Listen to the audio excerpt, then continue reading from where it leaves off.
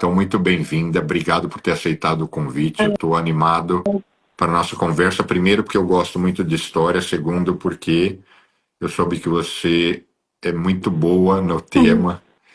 E só para a gente dar o pontapé aqui de partida, eu estudei economia. E no Brasil, até onde eu converso com os economistas brasileiros, quando uma pessoa fala que estudou economia no Brasil, é basicamente o que a gente chama aqui de economia científica, ou seja, dados, muitos dados, estatísticas, números. E eu fiz, e a economia aqui tem economia científica, mas aqui você modula o curso de uma forma diferente, né? Você pode. Três alunos da mesma universidade se graduaram em economia e os três têm currículos diferentes. Sim, isso eu já ouvi falar. Então eu sou muito mais eu sou um economista financista mas onde eu quero chegar? Então, quando eu falo que eu estudei economia, as pessoas falam, pô, só estudou planilha e números. Mas, no fundo, eu estudei muito, além de outras coisas, esses 4 temas: psicologia, antropologia, nutrição e teologia. Que E legal. ele fala, mas o que esses 4 temas têm a ver com economia? Tudo.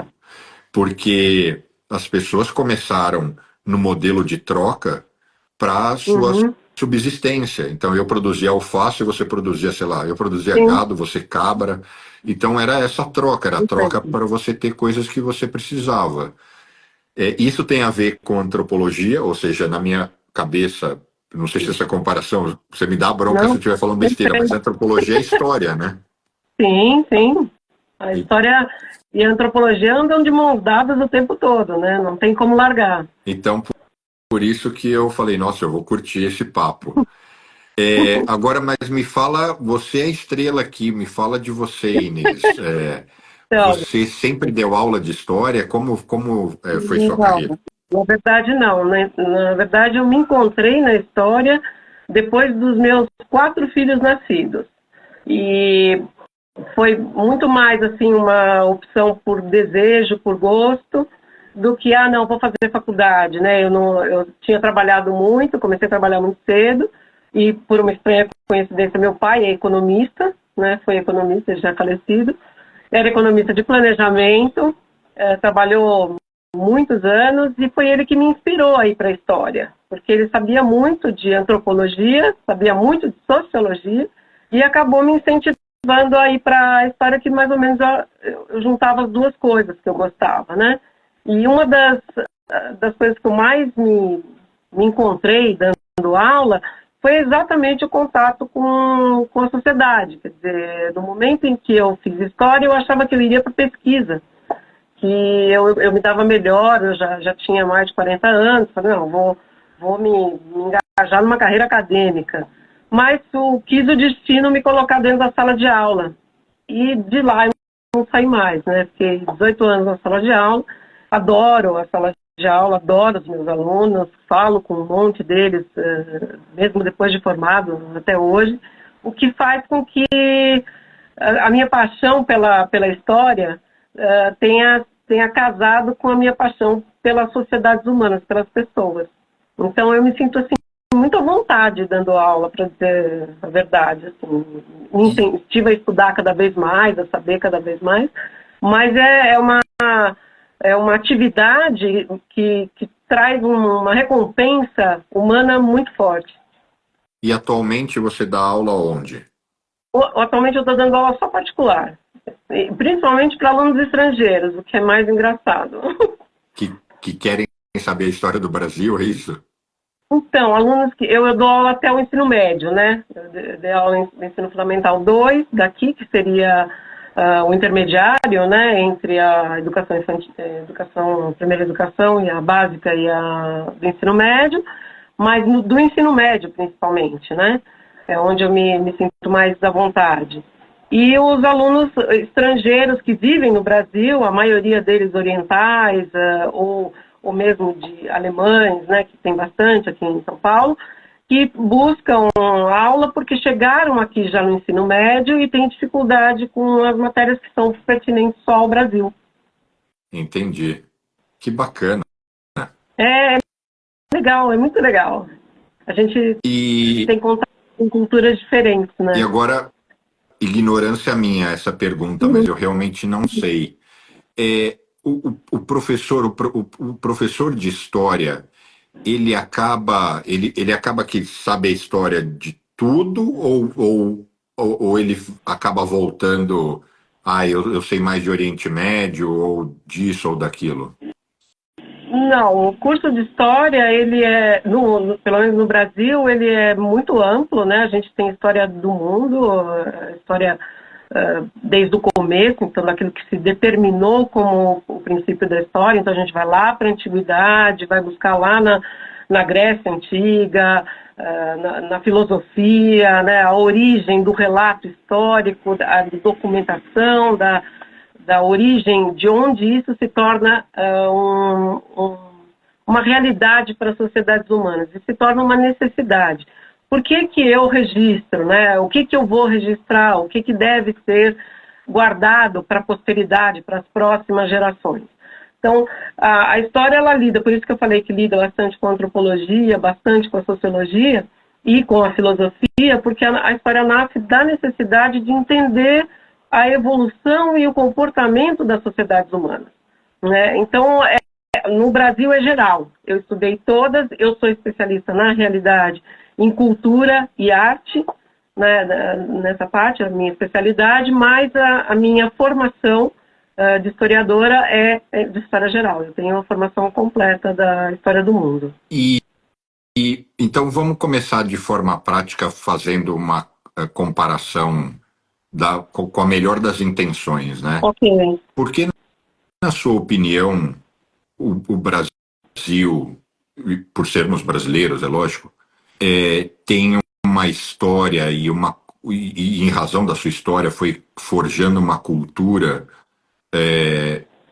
tão diferente, aparentemente igual, mas na prática bem diferente da cultura americana, na minha humilde opinião. Não sei se você concorda. Concordo, é bem diferente, sim. O Brasil começa com num primeiro momento, assim, com um ponto de partida, com o tipo de colonização que foi feito. Então, no Brasil, nós éramos uma colônia de exploração. E nos Estados Unidos, foi uma colônia de povoamento. As pessoas que saíram da Europa, principalmente da Inglaterra, e foram para a América, para o que hoje é os Estados Unidos, foram em busca de dar continuidade e melhorar a vida que elas tinham na Inglaterra. Então, aquilo que elas tinham aprendido lá não foi deixado de lado, eles levaram com eles e estabeleceram na América um modelo muito parecido do que aquele que eles tinham vivenciado na Europa. Aqui no Brasil, os que vieram para cá não ficaram aqui.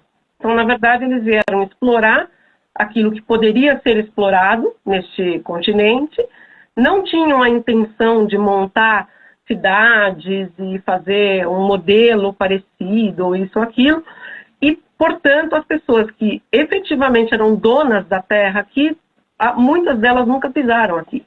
Então, o Brasil foi se desenvolvendo muito mais pela exploração, por quem veio aqui ajudar este sistema exploratório, ou até concretizar esse sistema de exploração, do que efetivamente construir uma nação. Agora, nos Estados Unidos, os ingleses também exploravam no sentido de o que pudesse levar embora, também sim, tinha isso. Mas tinha as duas metas, vamos dizer assim, né? Aquele que veio da Inglaterra para explorar, ele já tinha um conhecimento de um sistema desenvolvido de comércio, de produção, que era muito diferente daquele que era de Portugal. Portugal pegava coisas no Oriente, né, pegava artigos no Oriente e vendia para os europeus, vendia para o mundo inteiro, conhecido naquela época. Os ingleses que vieram para a América, muitos vieram já para construir alguma coisa, com o objetivo de construir alguma coisa. Então, eles já tinham um modelo que era de sucesso, que era bem sucedido, e que eles iam trazer, então, para a América e replicar esse modelo. Então, mesmo as pessoas que estavam com dívidas na Inglaterra e vieram para a América para pagar essas dívidas e tal, já vieram com o objetivo de ficar. Aqui não, aqui ninguém veio com o objetivo de ficar. Então, uma das diferenças que eu acho gritantes em termos da exploração, da organização, da colonização americana e da colonização brasileira é o objetivo inicial.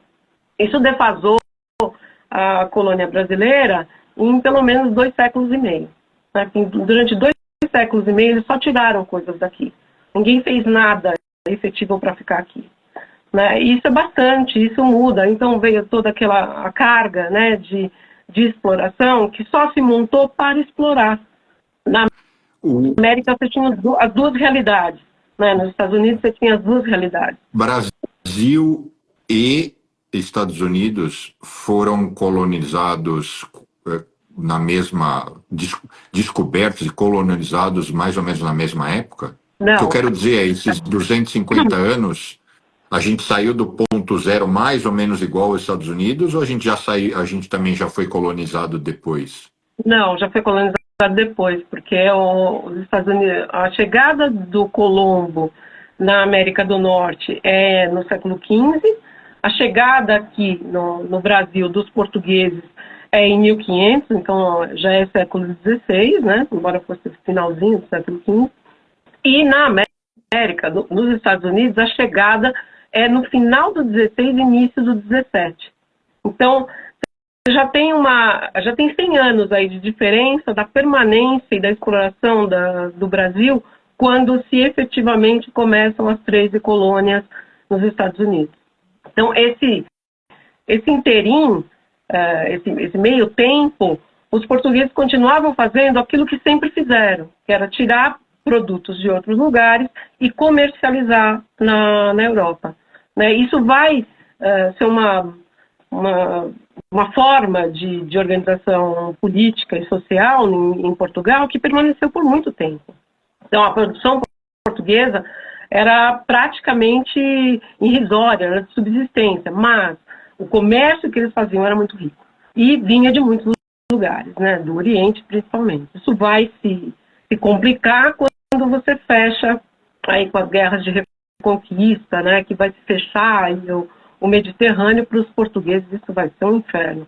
Então aí que eles vão explorar realmente o Brasil. Isso não acontece com a Inglaterra. Né? O comércio inglês, associado inclusive ao comércio holandês, era muito forte dentro da Europa, mas eles tinham uma produção significativa. Eles produziam. A indústria começa muito antes, 100 anos antes de todo mundo na Inglaterra. Então esse conhecimento de produção faz toda a diferença, né? Até pelos objetivos mesmo. Então, eu saio já com uma indústria, era uma indústria manufatureira, mas era uma indústria manufatureira capaz de exportar. Eu me lembro dos estudos econômicos que, enquanto a economia americana já era baseada, por exemplo, na época da industrialização, aqui a gente ainda estava absolutamente agrícola. Sim. Então, ok, começamos atrasados e até hoje estamos atrasados. E onde foi, e na sua opinião, a religião foi mais um fator contribuinte, seja positivo ou negativo? Foi extremamente impactante. Do ponto de vista da colonização dos Estados Unidos, que é já que vem depois da Reforma Protestante, então já vem com um pensamento aliado, o sucesso econômico aliado ao sucesso como indivíduo, né? Aqui no Brasil a gente vem de uma educação católica jesuítica, ainda que é bem conservadora, né? E essa forma de organizar também vai criar um impacto. Se a educação e a cultura protestante nos Estados Unidos fizeram com que as pessoas evoluíssem enquanto indivíduos, mas, sobretudo, fazendo coisas que fossem para a comunidade, para estabelecer uma comunidade, aqui era o inverso. O objetivo do jesuíta era a catequese. O objetivo do jesuíta era conseguir fiéis para a Igreja Católica, que havia perdido muitos fiéis para a Reforma Protestante. Então, esses dois objetivos são, para mim, na minha opinião, diametralmente opostos, né? Não havia uma intenção da Igreja Católica em explorar diretamente a mesma maneira que foi como os protestantes criaram, né? Criar indústria, criar manufatura, criar cidades, estabelecer vilas, se organizar. Aqui era o contrário, eles se fecharam nas escolas jesuíticas, então tem muro, os índios primeiro estão dentro, eles exploram a terra, usam o índio para explorar. Então, isso fez com que a nossa base educacional fosse toda voltada dentro desse sistema. Um sistema extremamente fechado, extremamente pequeno do ponto de vista do que eu posso contribuir para aumentar a minha capacidade de colonizar pessoas, criar cidades, vilas, etc. E você, como brasileira, porque é muito... Eu diria que eu não conheço nenhum brasileiro que nasceu e cresceu no Brasil que não teve uma influência, mesmo que não seja cristão ou que não seja católico, praticante, ainda assim vivenciou uma influência religiosa muito forte, né? Sim, sem dúvida. Você me parece ter uma família tradicional, etc. Você é cristã, é católica, como é isso para você? Eu tenho religião, mas eu não sou o que se chamaria de praticante. Não, eu não vou, não frequento a igreja, embora eu saiba todo o funcionamento dela. Eu entendo, eu dei aula para padres, então o objetivo de eu dar aula para padres, na realidade, na época, era para mostrar para eles que existia uma realidade além daquela que eles acreditavam. Então, era mais para fazer eles desistirem do que para ficarem, né? E não por fazer desistir porque não é bom, não, fazer desistir porque você está pelo motivo errado, né? Você está procurando uma profissão e essa talvez não seja a sua. Então, o objetivo da religião, para mim, no meu universo particular, é uma ligação espiritual. Tá? Eu não tenho, assim, eu conheço bastante de religião, estudei bastante sobre elas, mas não tenho apreço pela organização social da igreja. Então, as igrejas, de uma forma geral, né? Assim, a instituição, eu não preciso realmente estar lá para me sentir próxima daquilo que eu acredito. Porque o que eu vejo, e aí não sei se eu vou falar besteira, é que se eu tivesse que fazer uma comparação, aqui por ter uma concentração muito grande de cristãos, de pessoas que seguem o cristianismo, mas são protestantes, sim, basicamente a mensagem é o seguinte: você tem que ser feliz hoje e agora, e prosperar é positivo.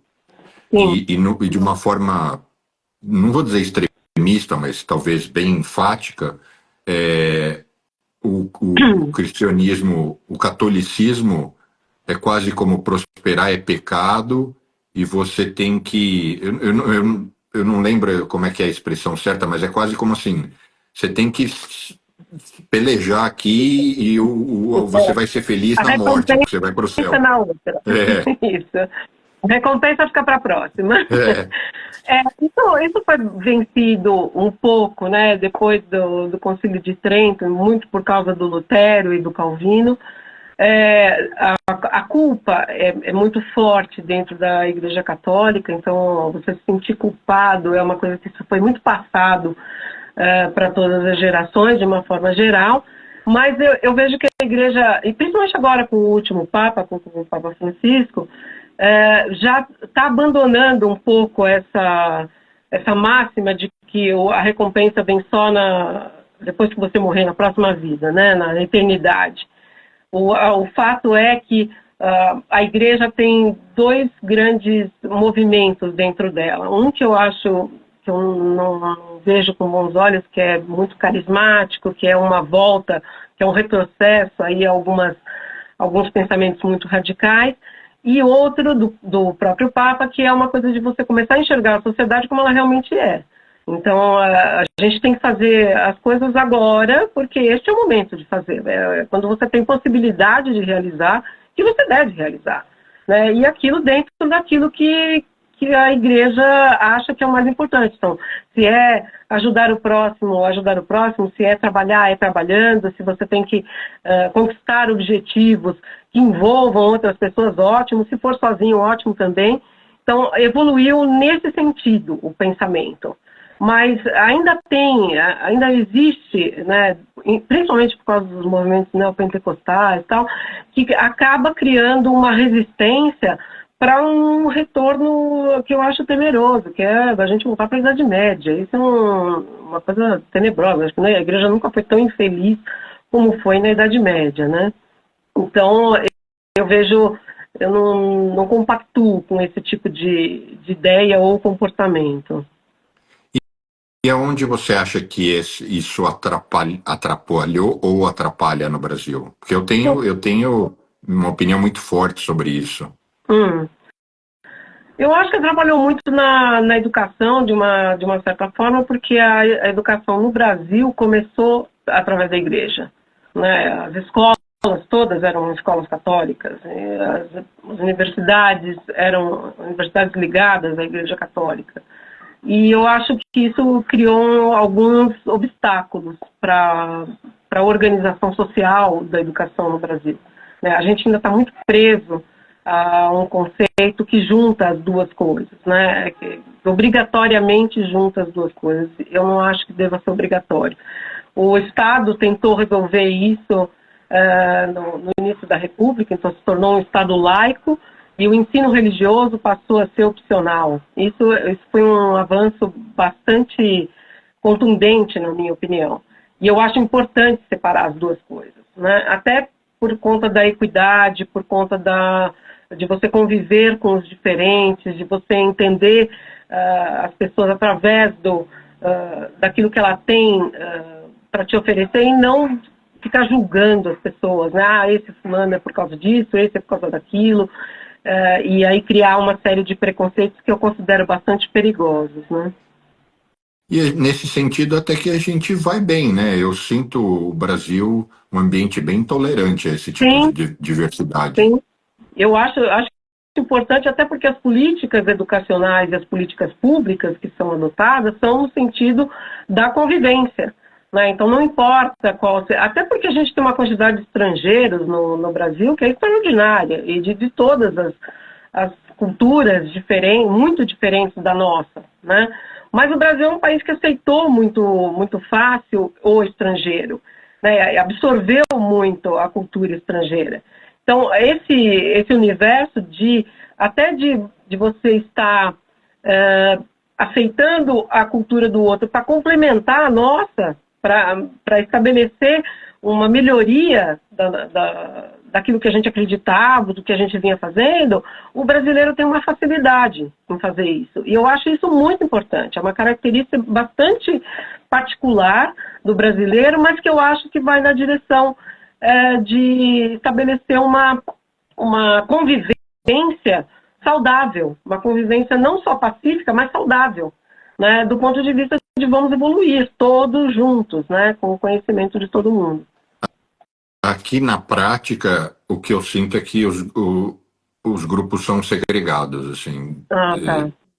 Muito... Os judeus estão lá com os judeus, e assim por diante. Tudo bem que hoje em dia certas religiões estão... É muito difícil você esperar que um muçulmano esteja com um judeu, né? Eu digo aqui, né? Aqui, dado aos conflitos geopolíticos e tudo mais. Mas ainda assim, mesmo outras religiões, você vê clãs e que isso interfere no convívio social. E no Brasil, eu não sei também, eu sempre me acostumei a ver tudo junto e misturado. É meio isso. Mas São Paulo, né? O estado de São Paulo é o que é mais junto e misturado, é o que é mais bagunçado, assim, nesse sentido de ter tudo ao mesmo tempo correndo solto. Mas a gente tem algumas peculiaridades também, né? Nordeste brasileiro fica meio perdido. Então, quem vai, estrangeiro que vai para lá, vai normalmente vai como turista, mas ele é sempre muito bem recebido, o povo é muito receptivo. A religião, os clãs aqui se misturam muito facilmente. Tanto você tem um bairro aqui em São Paulo, o Bom Retiro, né? O bairro do Bom Retiro, que originalmente é um bairro que começou com muitos turcos, aí se juntaram um monte de judeus e hoje um monte de árabes. Então você tem ali uma salada, né, oriental, assim, do Oriente, que é bastante complexa. Você fala, nossa, mas convive. E convive de bem com a vida, entendeu? Não existe um preconceito, né? Eu não digo que não exista preconceitos em algumas pessoas. Existem pessoas que são realmente preconceituosas, mas aí é particular, é aquela pessoa em particular. E aqui no Brasil a gente tem essa facilidade de conviver, acho que exatamente por causa da maneira como a gente se desenvolveu, como a sociedade brasileira se desenvolveu, né? Então, eu me lembro de quando eu estava na escola, a primeira vez que eu entrei numa sala de aula, eu tinha na sala 3 meninas muçulmanas, com véu, com direito a tudo, e elas perguntaram se eu me incomodava delas estarem de véu. Eu falei, absolutamente, né? Assim como eu venho sem, né? Eu respeito você por vir com o seu véu, e isso é muito importante, né? E a quantidade de, hoje, agora muito maior em São Paulo, de orientais que estão vindo da Coreia, da China, é muito grande, é muito maior do que a gente imagina, assim, no papel. Você fala, nossa, tem um monte e tal.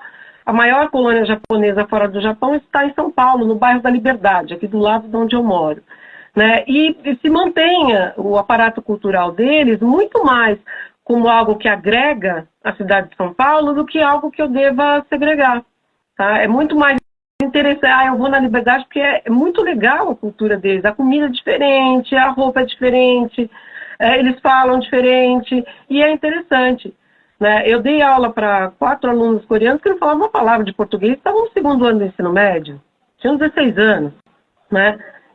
E aí você fala, como é que você se comunica? Você arruma um jeito, eles tentam comigo a falar português e eu tento falar coreano com eles para minimamente a gente se entender e progredir. Eu acho que é o mais importante da convivência. Eu comi bola aqui algumas perguntas. A Beli tinha perguntado qual foi o impacto da colonização na educação do Brasil e dos Estados Unidos. Eu acho que isso a gente acabou naturalmente explorando, né?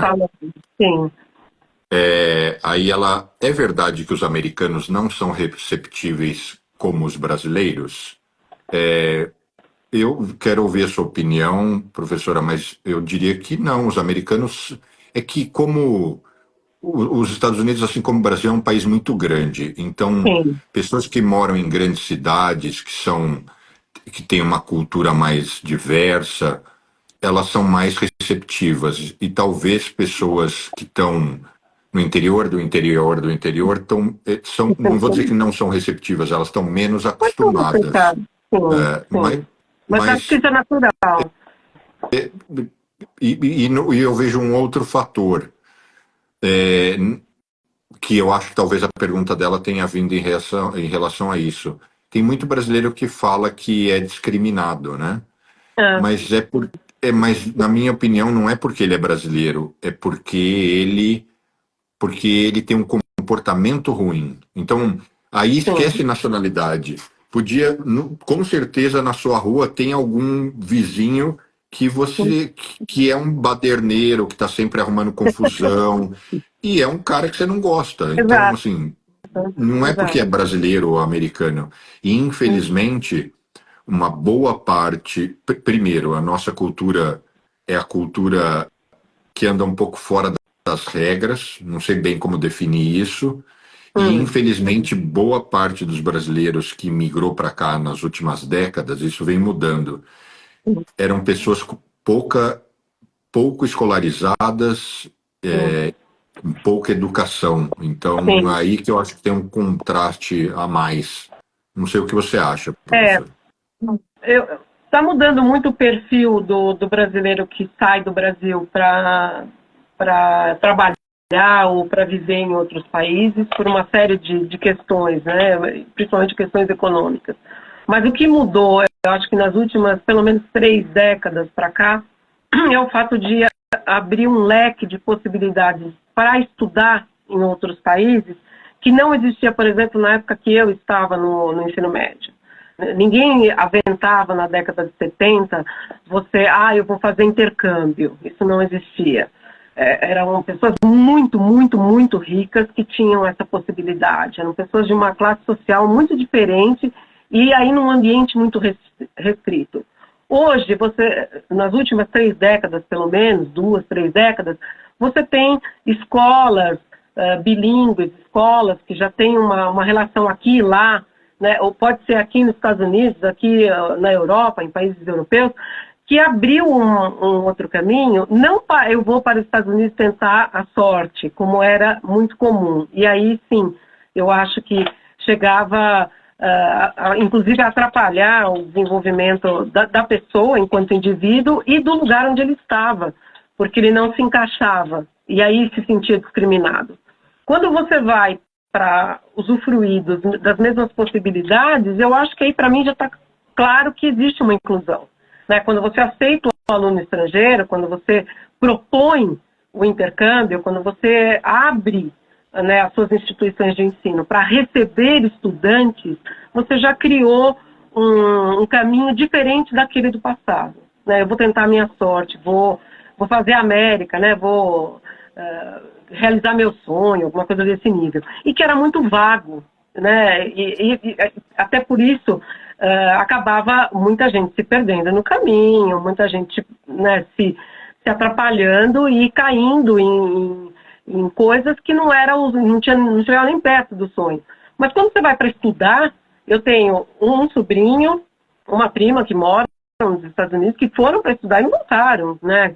Construíram vida nos Estados Unidos. Eu tenho ex-alunos em 6 países diferentes nos Estados Unidos que falam comigo, na Europa, que falam comigo hoje, né? E que me passam experiências incríveis de outros lugares, porque foram para esses países como estudantes. Quer dizer, existe uma realidade completamente diferente daquele que vai simplesmente, eu vou de mochila tentar a sorte em algum lugar.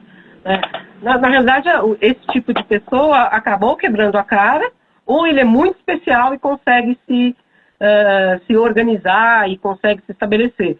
Mas ele tem que ser uma pessoa muito especial para conseguir isso. E aí, dentro do contexto do geral, são exceções, não a regra. A regra era você quebrar a cara, né, quando você ia assim.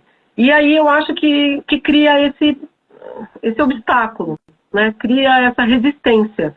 E não é à toa. Eu acredito que essa resistência ela tem um fundamento, né?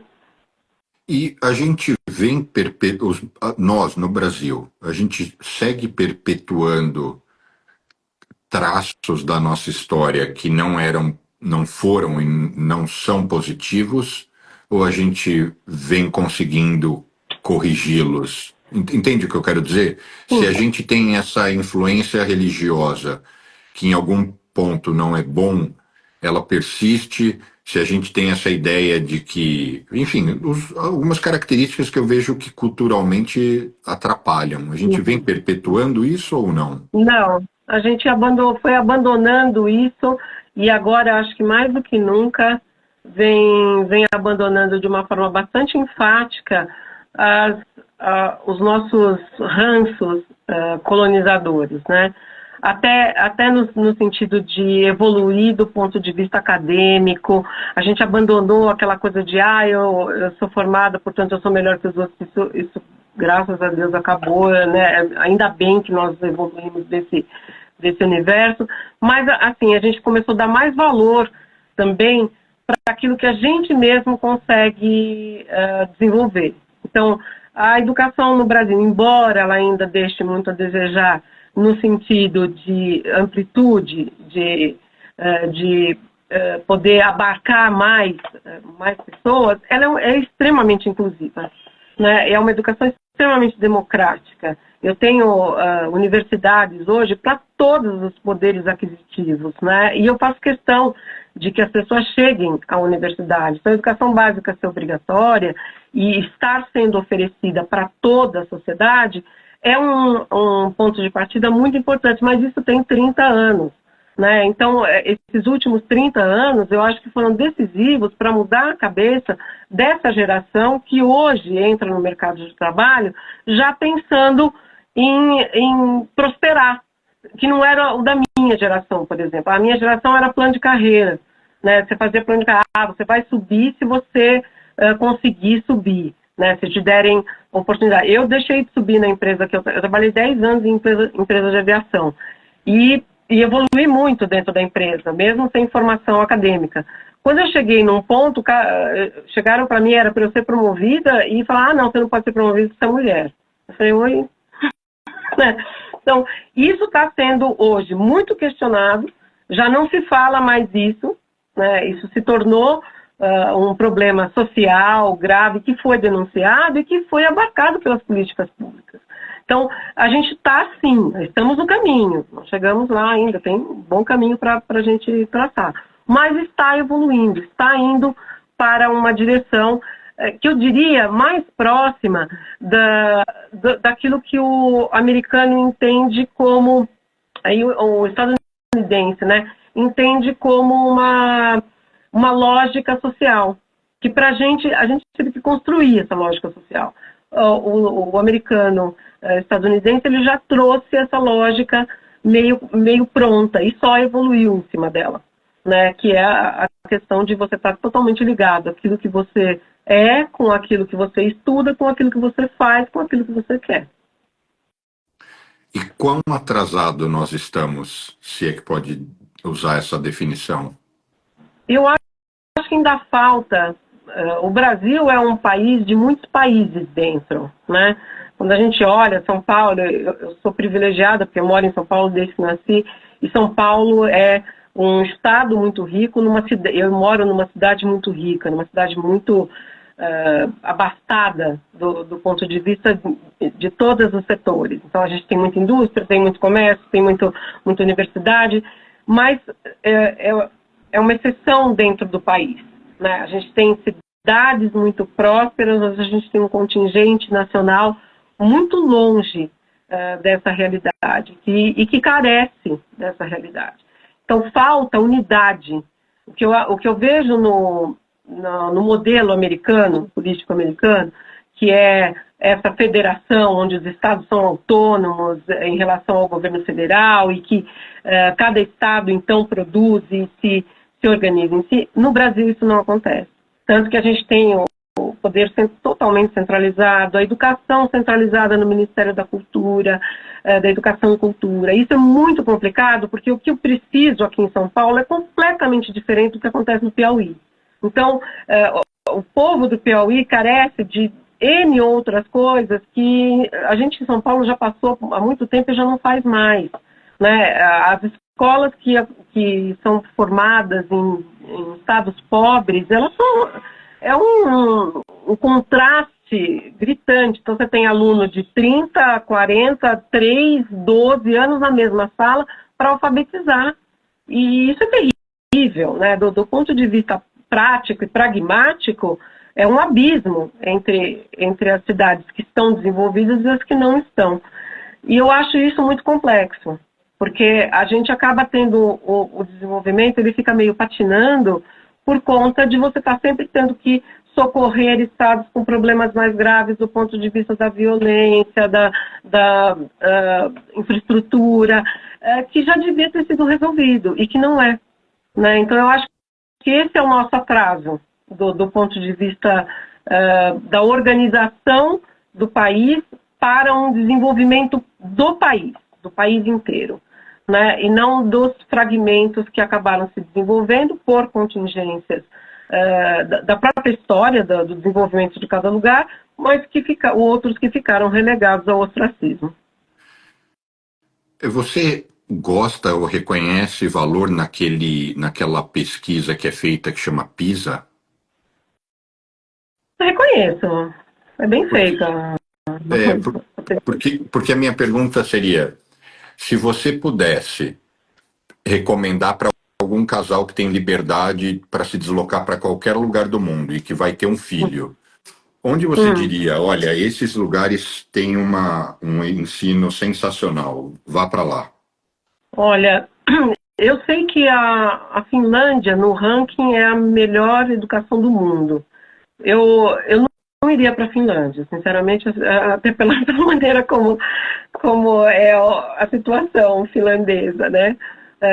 Mas por causa de clima, essas coisas. Mas a Inglaterra, a Finlândia, a Europa, de uma forma geral, tem sistemas educacionais extremamente receptivos ao estrangeiro, e eu acho que são sistemas muito bons, até pela antiguidade, lembrando que a Europa tem aí 2.400 anos de educação. Os meus alunos que perguntavam para mim, professor, eu vou fazer intercâmbio, onde você acha que eu devo ir? Dependendo do que a pessoa me passava, do que ela podia fazer, do que ela queria, as melhores universidades do mundo estão nos Estados Unidos, na Europa, e a educação finlandesa, que é a parte aí dentro de um sistema completamente próprio, né?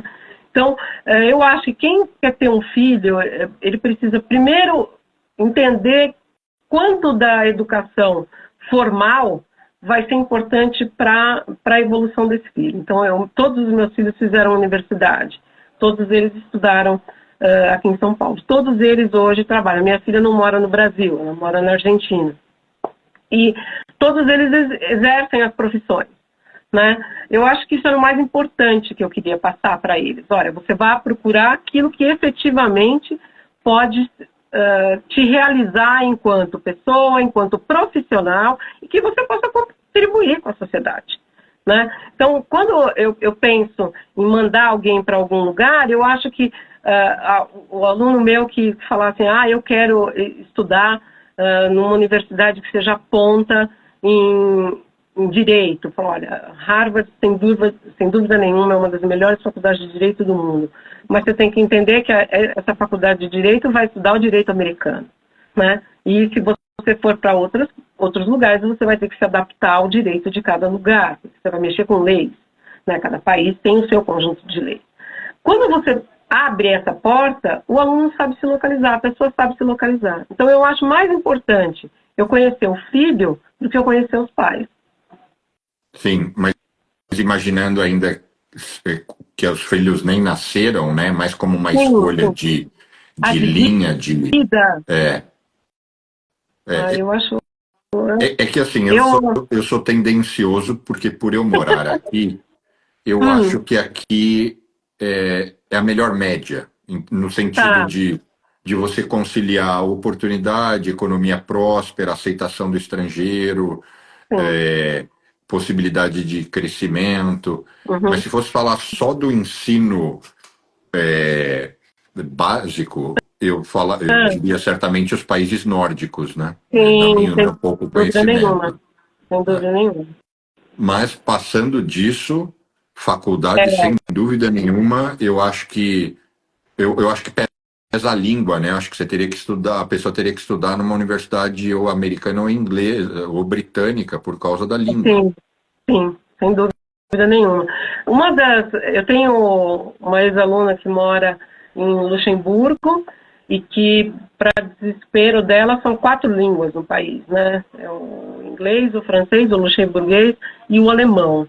E aí, por ela ter um certo domínio do inglês, ela achou que ela ia ter uma maior facilidade. Não é real, porque a língua que eles mais falam é o alemão. Então, ela acabou patinando. Ela vive lá, trabalha lá. Hoje já conseguiu se organizar, mas teve que aprender o alemão de qualquer jeito, porque não tinha outro jeito. Eu ouvi o meu sobrinho, que mora nos Estados Unidos, ele foi para fazer intercâmbio no ensino médio, né? E ficou para fazer a faculdade. E não voltou mais, tá aí até hoje, né? Então, ele falou que achou muito mais produtivo para ele, quando ele se formou, arrumar um emprego nos Estados Unidos, do que voltar para cá com um diploma internacional, que poderia até dar um status para ele aqui. mas ele achou que o trabalho lá tinha mais a ver com ele, com o que ele tinha aprendido, com o que ele tinha cursado, do que voltar para cá. E eu vejo ele como uma pessoa extremamente feliz com a escolha que fez, né? E foi por insistência do meu irmão que ele foi fazer o intercâmbio. Eu acho isso muito bom, você criar essas oportunidades. Eu vejo os Estados Unidos com uma ligação educacional com o mundo do trabalho muito mais abrangente do que no resto do mundo. Isso sem dúvida nenhuma, tá? E eu acho que isso é meio geral dentro dos Estados Unidos. Então, quando você cursa a faculdade, você já sabe para que mercado você está indo. Eu acho isso sensacional, né? Aqui não, aqui fica meio uma tentativa e erro, né, de quando você se forma. Mas nos Estados Unidos não. Eu acho que está muito ligado o mercado de trabalho e o mercado educacional, que eu acho, principalmente no que diz respeito à universidade. Eu acho isso fabuloso, acho sensacional. Essa sua aluna que está em Luxemburgo, ela era uma boa aluna? Excelente, excelente aluna. E ela conseguiu essa posição, enfim, essa situação que ela está, possivelmente por ser uma pessoa estudiosa. Eu acho que ela, por determinação, ela era uma pessoa muito determinada desde bem jovem e sempre com objetivos muito concretos, assim. Não era uma pessoa que saía, eu vou tentar, não era isso, muito pelo contrário. Uma pessoa que sabia do que gostava, ela fez arte, quer dizer, não é fácil você se estabelecer no mercado de arte, né? Mas ela fez a faculdade aqui no Brasil, ela fez Unicamp. Dentro da Unicamp, ela foi selecionada para fazer um intercâmbio na Espanha. Na Espanha, ela entrou em contato com pessoas de diversos lugares da Europa e acabou indo voltou para o Brasil, se formou direitinho, acabou voltando para a Europa e se estabelecendo como... Hoje ela dá aula de arte, quer dizer, espetacular. Ela é jovem pra caramba, ela tem 24 anos, 23 anos. Então, ela é extremamente jovem, mas está extremamente consolidada naquilo que ela escolheu. Mas ela sempre foi, além de muito determinada, de ter muita consciência daquilo que ela queria fazer, do que ela gostava de fazer, né, do que ela gosta de fazer. E está exatamente concretizando dentro daquilo que ela gosta e quer fazer. E o seu sobrinho trabalha com o quê? Meu sobrinho ele fez administração aí e trabalha numa empresa na área administrativa de uma empresa, se não me engano, como é que chama? Commodities, né? E quais lições você acha que o Brasil poderia tirar e importar dos outros mercados em relação à educação?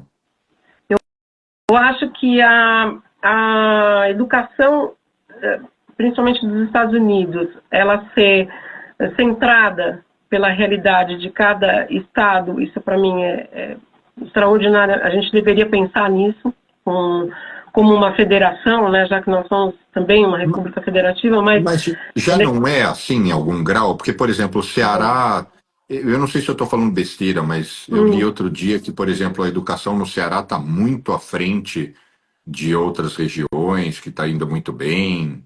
Eu achei que tivesse uma interferência muito grande do governo do estado para liderar isso. Tem uma interferência muito grande, sim, mas não do estado local, né? Existe uma interferência muito grande do estado federal. Então, dependendo de como o estado se comporta, então, assim, realmente o Ceará, em relação aos estados do norte, ele conseguiu se estabelecer melhor em educação do que os outros estados, né? Mas o estado do lado do Ceará, então você pega o Maranhão, que está do lado do Ceará, não chega nem aos pés. Então, essa discrepância de um estado para o outro, eu acho que tem obrigatoriamente que ser vencida a curto prazo. A gente não pode investir só em parte da nossa sociedade estudantil. Eu não posso investir só numa parte do país, no desenvolvimento de uma parte do país. Então, uma das coisas que que eu acho muito importante é você efetivamente desenvolver cada estado, a educação de cada estado para aquilo que aquele estado precisa, que é como eu vejo a educação nos Estados Unidos, né? Ou na França, né? As escolas na França, elas seguem um modelo centralizado, mas elas respeitam a individualidade e as individualidades de cada região. Isso é muito importante. Em muitos aspectos, isso é muito importante. Então, o desenvolvimento do estado, do Piauí, do Amazonas, que é pouquíssimo populoso, mas eu tenho que dar aula em barco, porque o aluno ele mora em vilas ribeirinhas, faz com que ele tenha muito menos possibilidade até de saber o que tem fora dali do que qualquer aluno que esteja numa cidade grande. E eu acho isso injusto. Eu acho que tem que haver um canal que possibilite essa interferência. Você sabe quando que a gente percebeu gritantemente as diferenças dos estados aqui no Brasil? Na pandemia. Quando você percebe que você não tem comunicação com o aluno. Eu não tenho como chegar no aluno porque eu não tenho uma comunicação com ele que seja viável. Então eles ficaram à própria sorte. E isso é terrível. Você fala, como que você vai atrasar a vida de alguém em 2 anos? Quer dizer, a gente nem sabia quanto tempo ia durar a pandemia. Mas naquele momento criou-se um abismo entre quem tinha acesso à educação e quem ficou sem. Ainda que ela seja obrigada por lei federal. E muitos ficaram sem mesmo, né? Nada, zero. Ficaram sem nada. Era o esforço próprio de um professor ou outro que ia e ficava naquela comunidade porque queria, mas não porque ele tivesse acesso ao que ele realmente precisava. Não tinha. Ficou sem. E isso é tenebroso. Você não pode, em pleno século XXI, né, na segunda década, indo para a terceira década do século XXI, você ter esse tipo de problema. Isso é desumano até. Né? Você fala, não, então esses aqui são privilegiados. Não, esse tipo de privilégio, eu acho... o privilégio, talvez, de eu fazer um mestrado, um doutorado em outro país, porque eu posso pagar e quero ir, é um privilégio? É. De fato, é um privilégio. Mas eu lutei por aquele privilégio e quero fazer, ótimo, maravilha. Mas você não ter a educação básica e isso passar a ser privilégio é um terror. Isso é horrível. Bom, é que essa sua colocação do ponto de vista, considerando, né, o tamanho do Brasil, as dificuldades econômicas, assim, não vai ser fácil. Não, não é fácil. E eu acho que uma das coisas que ajudaria a resolver esse problema, ou que encurtaria a dimensão desse problema, é a gente casar melhor a educação com o mercado. É trazer mais perto, olha, você vai fazer faculdade disso para você atuar nessa área, para ir para esse lado, para contribuir dessa maneira, você saber o que você vai fazer quando você se forma. Né? Você ter uma consciência da sua participação individual, primeiramente, mas depois coletiva. E isso ainda está muito longe de acontecer no Brasil, quando você pensa nessas realidades tão distintas em cada estado. Isso é ruim. Então, eu acho que uma maneira de trazer para a realidade uma solução seria envolver mais a sociedade e estabelecer uma lógica daquilo que é o mundo da educação, o que é o mundo acadêmico e o que é o mundo profissional. Como essas 3 coisas se encaixam. Né? E aí sim, diretamente ligado ao mercado. Você nunca pensou em se envolver com o ambiente governamental, político na área de educação? Não, eu tive algumas oportunidades assim de trabalhar com políticas públicas, mas eu não quis. Eu não quis entrar nesse nicho, até porque na época em que essas oportunidades apareceram, eu estava muito envolvida com a minha formação acadêmica, estava estudando, estava correndo atrás de outras coisas, e aí eu abri mão. Né? Naquele momento eu abri mão. E voltar para a sala de aula convencional não está nos seus planos? Nesse momento, não. A maneira como está organizada a educação nesse momento, não. Eu gostaria de trabalhar, até estou desenvolvendo projetos de produção literária para a educação, né? Eu tenho duas frentes aí que eu estou trabalhando, escrevendo livros mesmo, não só didáticos, mas livros que mexam com essa realidade, né? Produzindo conteúdo de verdade, mas em livro. Que bacana. Bom, esse nosso assunto aqui, facilmente a gente consegue ficar falando umas 6 horas, né? Não tem... Do meu lado, eu vou ter perguntas infinitas. Podemos fazer outras oportunidades, eu vou gostar muito.